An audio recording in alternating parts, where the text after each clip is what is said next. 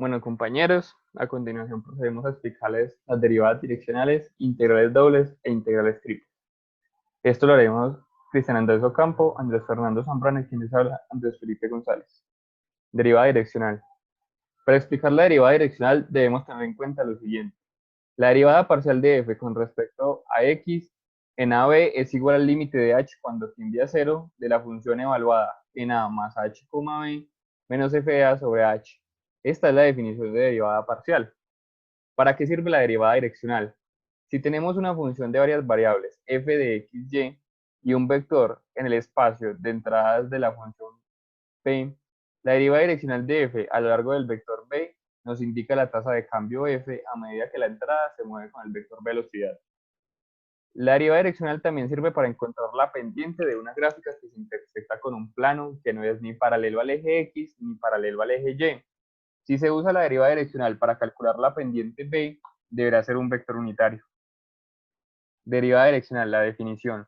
Si hay un vector unitario, reescribiendo la definición de derivada parcial de forma vectorial, tenemos que la derivada parcial de f con respecto a x en el vector a es igual al límite de h cuando tiende a 0 de la función evaluada en a más hi menos la función evaluada en a sobre h, donde ahí nos estaría explicando cómo se está moviendo en la función.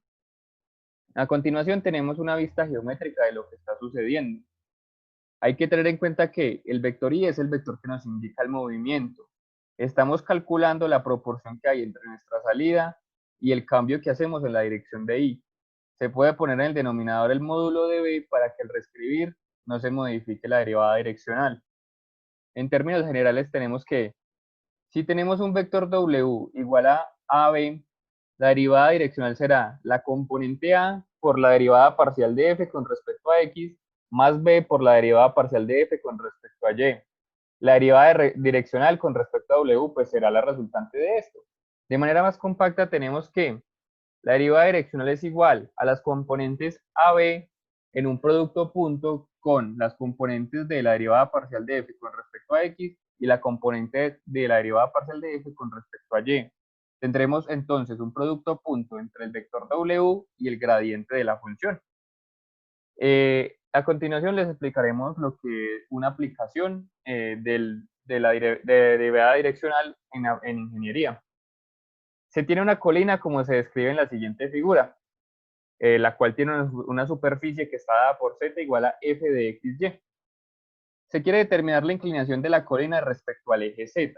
Si la colina está representada por z igual a f de xy, se sabe cómo determinar la pendiente en dos direcciones diferentes. La pendiente en la dirección de y está dada por la derivada parcial de f de y, x, y. Y la pendiente en la dirección de x está dada por la derivada parcial de f de x, x, y. Estas dos derivadas parciales pueden usarse para calcular la pendiente en cualquier dirección. Para determinar la pendiente en un punto de una superficie, se definirá un nuevo tipo de derivada, a la que llamaremos derivada direccional. Sea z igual a f de xy, una superficie, y p, x0, y0, un punto en el dominio de f, la derivada direccional estará dada por un vector unitario u igual a coseno de θ i más seno de θj, donde θ es el ángulo que se forma entre el eje x positivo y el vector. Para hallar la pendiente deseada se reduce el problema a dos dimensiones, cortando la superficie con un plano vertical que pasa por el punto P y es paralelo a U. Este plano vertical corta la superficie formando una curva C. La pendiente de la superficie en x0, y0 y f de x0, y0 en la dirección de U se define como la pendiente de la curva C en ese punto. De manera informal, se puede expresar la pendiente de la curva C como un límite análogo a los usados en el cálculo de una variable. El plano vertical utilizado para formar C, que corta el plano XY en una recta L, representada por las ecuaciones paramétricas x igual a x0 más t coseno de θ y y igual a y0 más t seno de θ, pues tendremos lo siguiente. El punto P, el punto Q, hallamos la distancia de P y Q y esta distancia nos va a dar el módulo de T. Se puede escribir la pendiente de la recta secante que pasa por x0, y0 y f de x0, y0 y x, y f de xy como f de xy menos f de x0, y0 sobre t es igual a f de x0 más t coseno de teta, coma, y0 más t seno de teta, menos f de x0, y0, todo sobre t. Por último, haciendo que t se aproxime a 0, se llega a la siguiente definición. Sea f una función de dos variables x y sea u igual a coseno de teta i más seno de teta j, un vector unitario, entonces la derivada direccional de f en la dirección de u se denota como du en f es du en f xy es igual al límite de t cuando tiende a 0 de la función evaluada en x más t coseno de 0 de teta, perdón, coma y más t seno de teta menos f de xy todo sobre t, todo siempre que el límite exista. Ya reemplazando pues los valores que deseemos, podemos hallar entonces la pendiente en ese punto.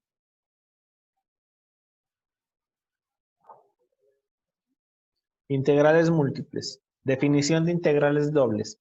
Consideramos una función f de xy definida en una región rectangular llamada R, que está limitada en x entre a y b y en y entre c y d. Subdividimos a la región R en pequeños rectángulos usando una red de rectas paralelas tanto al eje x como al eje y. Estas rectas dividen a R en n partes de rectángulos, donde el número de partes n crece cuando el ancho y la altura de cada una de ellas se hace cada vez más pequeño. Estos rectángulos forman una partición de R, una pequeña parte rectangular de ancho delta de xk y de alto delta de yk, que tienen como área delta de AK igual a delta de XK por delta de YK. Si enumeramos las pequeñas partes que dividen a R, entonces se daría que tendríamos delta de A1, delta de A2, delta de A3 hasta delta de AN, donde delta del área de K es el área del késimo pequeño rectángulo. Para formar una de Riemann sobre R, seleccionamos un punto XY en el késimo pequeño rectángulo de la región R y multiplicamos el valor de F en ese punto por el área de delta de K y sumamos todos los productos, teniendo finalmente la fórmula S de n es igual a la sumatoria de K igual a 1 hasta n de F de XY por delta de AK del área de K. Nos interesa saber qué ocurre con la suma de Riemann cuando las alturas y las anchuras de todos los pequeños rectángulos tienden a 0. La norma de una partición de P está representada de tal forma como P es el mayor de los anchos o de las alturas. En algunas ocasiones, la suma de Riemann converge cuando la norma de P tiende a 0. Entonces, el límite resultante se escribe como límite de la norma de partición de P cuando tiende a 0 de la sumatoria de K igual a 1 hasta N de F de XY por delta del área. Cuando la norma de P tiende a 0 y los rectángulos se vuelven más angostos y más cortos y su número de N aumenta, también escribimos este límite como el límite de N cuando tiende al infinito de la sumatoria de K igual a 1 hasta N de F de XY por delta del área de K. Cuando existen el límite de las sumas es porque se obtiene el mismo valor del límite sin importar la elección que se haga y entonces se dice que la función f es integrable, mientras que el límite le conoce como la integral doble de f sobre r y se representa así. Integral doble sobre r de f de x diferencial de área. O también integral doble diferencial de x diferencial de y. En el caso de los volúmenes, cuando f de xy es una función positiva sobre una región rectangular R del plano xy, podemos interpretar la doble integral de f sobre R como el volumen de la región sólida tridimensional en el plano xy acotado abajo por R y arriba está acotado por el plano z f de xy. Cada término en la suma es una porción del sólido que representa un volumen en forma de caja rectangular vertical, y esta suma aproxima lo que llamamos el volumen total del sólido. Ejemplo, calcule el volumen del sólido E limitado por las siguientes superficies. Superficie 1, y igual a x al cuadrado. Superficie 2, x más z igual a 6. Superficie 3, y igual a 4. Superficie 4, z igual a 0.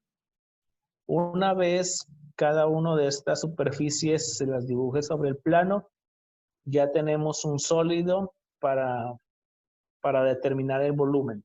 Y se usa la fórmula de la integral doble sobre la región D de esta función f de x, y diferencial del área.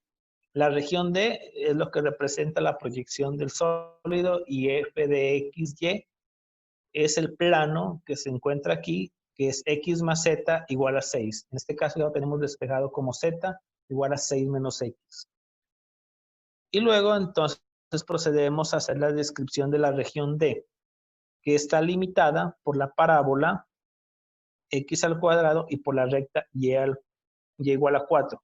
Que al momento de igualarlas nos da los dos puntos de intersección, que en este caso serían menos 2 y 2. Y se procede a la descripción de la región D. La región D son todos los puntos X y Y que están en R2, tal que X va desde menos 2 a 2 y la variable Y empieza en X al cuadrado en la parábola y termina en la recta Y igual a 4. Ahora sí, teniendo esto, se procede a calcular el volumen del sólido E mediante la fórmula doble integral sobre la región D de la función 6 menos x, que en este caso es z, por el diferencial del área. Las escribimos como integradas y procedemos a integrar. Al momento de escribirlas como integradas quedan representadas así. Integral entre menos 2 y 2, integral entre x al cuadrado y 4 de 6 menos x, diferencial de y, diferencial de x. Y luego se procede a integrar respecto a y. Quedando así, integral entre menos 2 y 2 de 6 menos x, evaluada entre x al cuadrado hasta 4, diferencial de x. Una vez se evalúa y se simplifica, quedaría nuevamente esta integral entre menos 2 y 2 de 24 menos 4x menos 6x al cuadrado más x al cubo diferencial de x. Y nuevamente se procede a integrar y a evaluar esta representación, teniendo como resultado final un valor de 64 unidades cúbicas, que sería el volumen del sólido que estamos evaluando.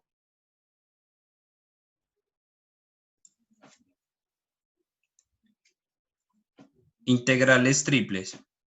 Así como las integrales dobles nos permiten trabajar con situaciones más generales que las que pueden resolverse mediante integrales sencillas, las integrales triples nos permiten resolver problemas aún más generales. Usamos las integrales triples para calcular el volumen de formas tridimensionales, la masa y los momentos de sólidos con densidad variable, y el valor promedio de una función sobre una región tridimensional.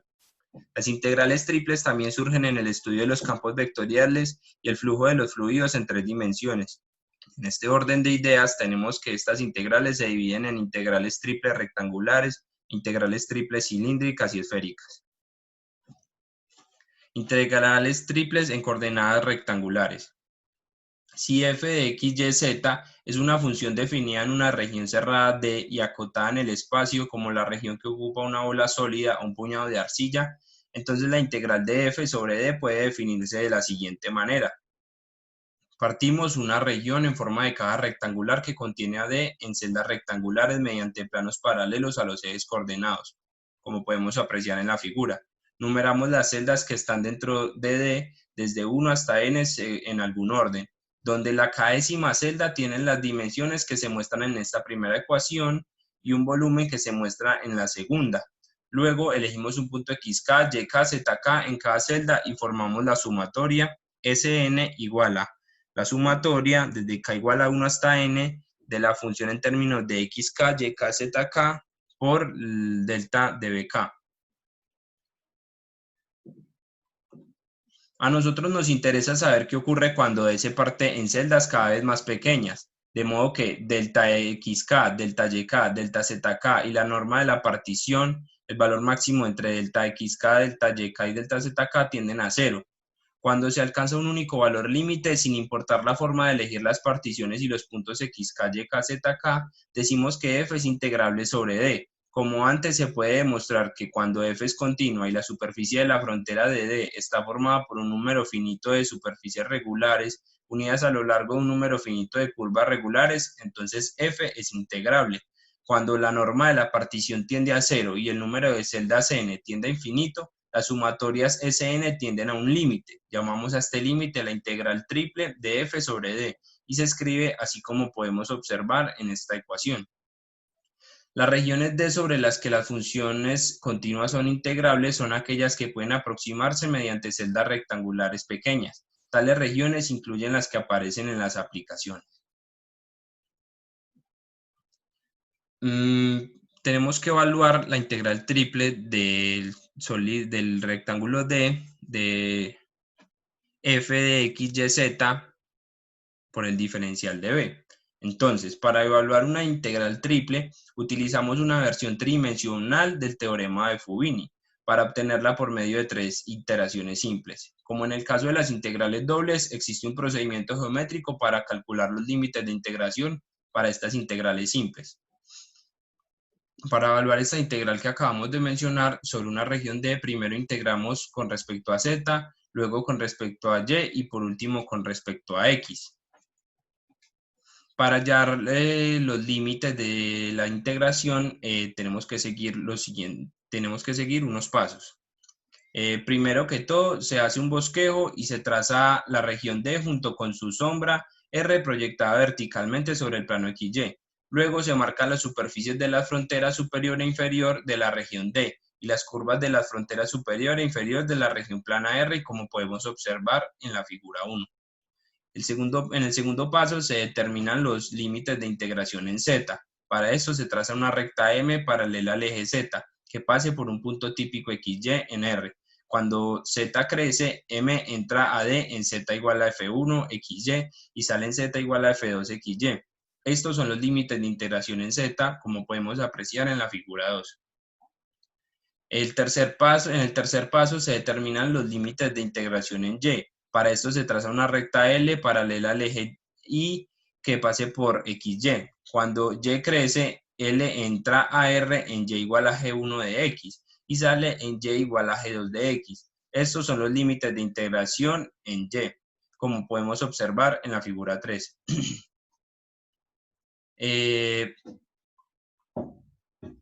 Por último, se determinan los límites de integración en X. Para esto elegimos los límites en X que incluyan todas las rectas paralelas al eje y que pasen por R, X igual a A y X igual a B, como pudimos observar en la figura anterior. Estos son los límites de integración en X. Entonces la integral sería esta que tenemos acá en la pantalla. Hay que seguir este procedimiento similar si cambia el orden de la integración. La sombra de la región D está en el plano de las dos últimas variables con respecto a las que se realiza la integración iterada. El procedimiento anterior es aplicable siempre que la región sólida D esté acotada por arriba y por abajo de una superficie, y cuando la región sombra R esté acotada por una curva superior y una inferior. No es aplicable a regiones con agujeros complicados, aunque a veces tales regiones pueden subdividirse en regiones más simples para las que sí puede aplicarse el procedimiento. Integrales triples en coordenadas cilíndricas y esféricas. Integrales triples en coordenadas cilíndricas. Para su definición tenemos que las coordenadas cilíndricas representan un punto P en el espacio mediante tercias ordenadas. RUZ, en donde, primero que todo, R y U son las coordenadas polares para la proyección vertical de P sobre el plano XY, y segundo, Z es la coordenada vertical rectangular. Para el cálculo de su integral, se realiza el mismo proceso aplicado en las integrales triples en coordenadas rectangulares, por ende se llega a la misma ecuación de la integral, con la única diferencia que en vez de X, Y, Z, tenemos la integral en función de R, U y Z. Luego de esto se hallan los límites mediante un proceso muy similar al de las rectangulares, por ende se llega a una ecuación similar pero en términos de R, U y Z. Integrales triples en coordenadas esféricas. Para su definición tenemos que las coordenadas esféricas representan un punto P en el espacio mediante las tercias ordenadas R, F, U, en las que primero que todo R es la distancia de P al origen. Segundo, F es el ángulo que OP forma con el semieje positivo Z, que está F entre 0 y P. Tercero, U es el ángulo de las coordenadas cilíndricas. Para el cálculo de su integral se realiza el mismo proceso aplicado en las integrales triples, en coordenadas rectangulares y en cilíndricas. Por ende, al igual que en las esféricas, se llega a la misma ecuación de la integral, con la única diferencia que en vez de X, Y, Z tenemos la integral en función de R, F y U. Luego de esto se hallan los límites mediante un proceso muy similar al de las rectangulares y esféricas. Por ende, también se llega a una ecuación similar, pero en términos de RFU, tanto en su función como en sus límites. Aplicaciones en la ingeniería civil. Como se mencionó anteriormente, las integrales triples sirven para calcular volúmenes, masas, entre otros. En este caso elegimos un ejercicio muy sencillo aplicado en la ingeniería civil, el cual consiste en hallar el volumen de una columna. Bueno, para este ejercicio tenemos que calcular el volumen de una columna que tiene 30 centímetros de ancho, 30 centímetros de largo y 200 centímetros de alto. Tomamos X como el largo de la columna, Y como el ancho y Z como el alto. Como podemos observar, esta sería la gráfica de la columna, la que tenemos a la izquierda. Y para hallar su volumen, aplicamos la triple integral de la función con respecto a X, Y, Z por el diferencial de Z de Y de X. El orden de estos diferenciales significa que el sólido está proyectado en el plano XY. Para su cálculo tenemos el volumen igual a la triple integral de 0 a 30, de 0 a 30 y de 0 a 200 de dz de Y de X. Aplicamos primero la integral en dz y nos quedaría el volumen igual a la doble integral de 0 a 30 de 200 de Y de X. Luego aplicamos la integral de dy y nos quedaría la integral de 0 a 30 de 6000 de X. Y por último aplicamos la integral de X y nos quedaría el volumen igual a 180.000 centímetros cúbicos. Y como respuesta tenemos que la columna tiene dicho volumen ya mencionado anteriormente. Entonces, pues como pudimos observar, hay muchas aplicaciones para las integrales triples en la ingeniería civil. Una de esas es la que acabamos de hallar, que son en los volúmenes. Muchas gracias por su atención.